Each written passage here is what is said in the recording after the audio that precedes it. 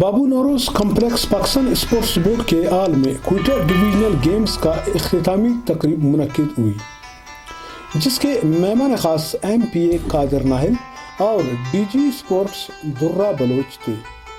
اس موقع پر مہمان خاص ایم پی اے قادر ناہل نے خطاب کرتے ہوئے کہا کہ سب سے پہلے میں مبارکباد دینا چاہوں گا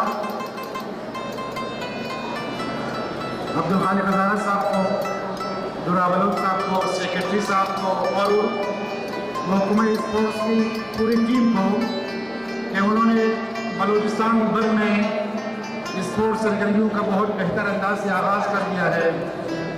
اور ابھی مجھے بتایا جا رہا تھا کہ اوزار سے لے کر مختلف جو ڈویژن ہے وہاں پر اسپورٹس سرگرمیاں باقاعدگی سے جاری ہے، اور یہ اسی سلسلے کی کڑی ہے کہ اس میں آج کوئٹہ، فشین اور قلعہ عبداللہ کی ٹیموں نے حصہ لیا جن کی اسپورٹس سرگرمیوں میں۔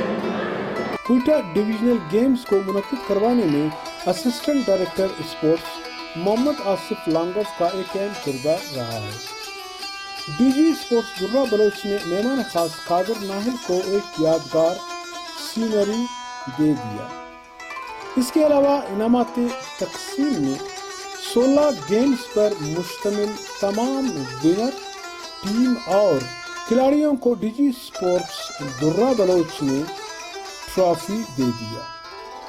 اس کے علاوہ تمام آفیشنل اسپورٹ بورڈز کے کوچ، پروگرام آرگنائزروں، صحافیوں کو بھی اعزازی شیلڈ دیا گیا۔